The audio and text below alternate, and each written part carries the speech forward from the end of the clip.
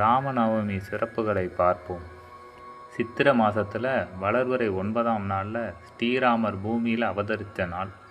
அதை நாம் ஸ்ரீராம நவமியாக கொண்டாடுறோம். ராமபிரான் ஒரு சொல், ஒரு அம்பு, ஒரு மனைவி என்ற அடிப்படையில் வாழ்ந்த மகான்.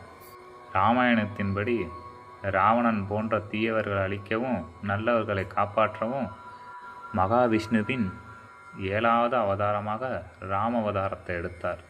அவர் அவதரித்த நாளின் சிறப்பை பார்ப்போம். அஷ்டமி நவமி தினங்களில் எந்த காரியத்தையும் செய்ய மாட்டோம். இந்த திதிகளை புறக்கணிச்சிருவாங்க முக்கால்வாசி பேர். அதனால் அஷ்டமி நவமி திதிகள் வேதனை அடைஞ்சிச்சு. நேராக மகாவிஷ்ணுக்கிட்ட போய் 2 திதிகளும் தன்னோட கவலையை தெரிவிச்சுது. பகவானே, நாங்கள் மட்டும் என்ன பாவம் செய்தோன்னு தெரியலை, அனைவரும் எங்களை கெட்ட திதியாக நினைக்கிறாங்க அப்படின்னு சொன்னிச்சு. எங்கள் திதிகளில் எந்த நல்ல காரியத்தையும் செய்ய மாட்டேங்கிறாங்கன்னு அதோட வருத்தத்தை தெரிவித்தது. மகாவிஷ்ணு சொன்னார், கவலைப்பட வேண்டாம், மக்கள் உங்களை போற்றி துதிப்பார்கள், சில காலம் காத்திருங்கன்னு சொன்னார். அதன்படியே வாசுதேவர் தேவகி ஆகியோர்களுக்கு மகனாக அஷ்டமி திதியில் ஸ்ரீகிருஷ்ணர் தோன்றினார். அதை நாம் கிருஷ்ண ஜெயந்தியாக கொண்டாடுகிறோம். அதேபோல் நவமி திதியில் தசரதன் கோசலை தம்பதியருக்கு மகனாக அவதரித்தார் ஸ்ரீராமர். அதை நாம் ராமநவமியாக கொண்டாடுகிறோம். ராமர் பிறந்து வளர்ந்த கதையை பார்ப்போம். அயோத்தியின் அரசர் தசரதன். அவருக்கு 3 மனைவிகள், கோசலை, கைகை, சுமித்திரை. 3 மனைவியில் இருந்தும் குழந்தை பாக்கியமே அவருக்கு இல்லை. பல காலங்கள் குழந்தை இல்லாமல் இருந்தார். உடனே அவர் குருமார்கள் ஒரு யாகம் செய்ய சொன்னாங்க. அந்த யாகம்தான் புத்திர காமேஸ்வர யாகம். அதை நடத்தினார் மன்னர். யாகம் சிறப்பாக நடைபெற்றது. யாகத்தின் போது யாக ஜோதியில் ஒரு முனிவர் தோன்றினார். அவர் ஒரு பாயசத்தை வழங்கினார் மன்னர்கிட்ட. தசரத மன்னன் அந்த பாயசத்தை வாங்கி தன் மனைவிகளான கோசலைக்கு பாதியையும் கைகைக்கு பாதியையும் கொடுத்தார். அவர்கள் இருவரும் அவர்களின் பங்கில் இருந்து பாதியை சுமித்திரைக்கு வழங்கினர். அதன் மூலமாக கோசலைக்கு ஸ்ரீராமரும், கைகைக்கு பரதனும், சுமித்திரைக்கு லட்சுமணனும் மற்றும் சத்ருகனனும் மகனாக பிறந்தார்கள். ராமபிரான் பிறந்த முதல் நாளிலே அழகும் கருணையும் நிறைந்தவராய் இருந்தார். சிறு வயசில் பல கல்விகளையும் கலைகளையும் கற்று தேர்ந்தார். அதில் அவர் ஞானியாகவும் திகழ்ந்தார். விஸ்வாமித்திர முனிவரோடு சென்று தாடகை போன்ற அரக்கர்களையும் அழித்து யாகங்களை பாதுகாத்தார். இளவரசரான ஸ்ரீராமர் அவர் தர்மத்தினாலும் உண்மை மற்றும் நேர்மை ஆகியவற்றால் மக்கள் மனசில் நீங்கா இடம் பிடிச்சிட்டார். ஜனகர் மகாராஜா மிதிலைங்கிற நாட்டை ஆண்டு வந்தார். ஜனக மகாராஜா அவரோட மகள் தான் சீத்தை. சீத்தைக்கு சுயம்பரத்துக்கு ஏற்பாடு செய்தார் அவர் தந்தை. சீதாவோட சுயம்பரத்துக்கு பல மன்னர்கள் வந்திருந்தாங்க. ஜனகர் மகாராஜா ஒரு போட்டியை அறிவித்தார் சுயம்பரத்தில். அதில் சிவபெருமான் ஜனகருக்கு வழங்கிய வில் சிவதனுசை சீத்தையின் சுயபரத்தில் வளைப்பவருக்கு தான் சீதையை திருமணம் செய்து கொடுப்பேன்னு ஜனகர் அறிவித்தார்.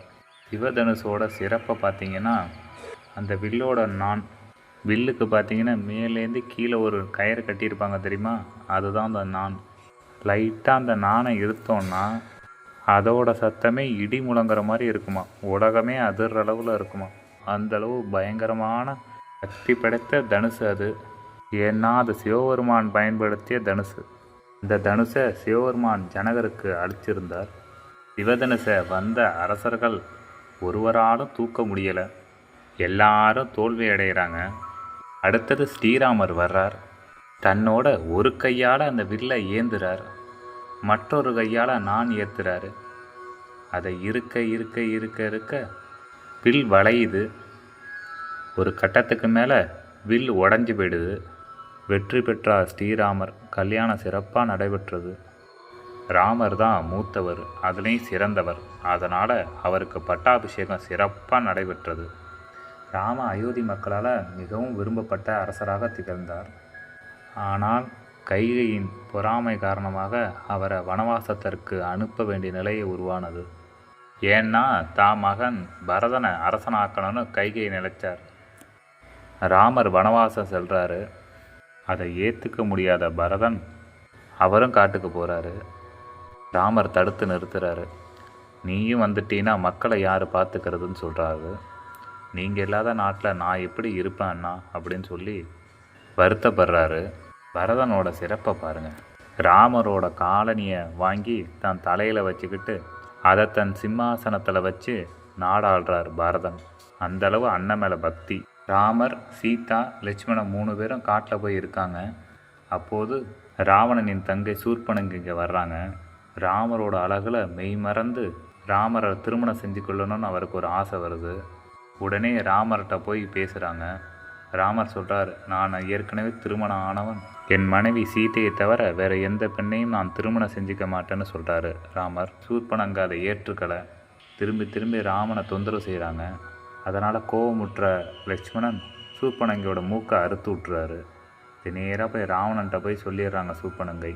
உடனே ராவணன் அவங்கள பழி வாங்கிறதுக்காக மந்திரமான அனுப்புகிறாரு.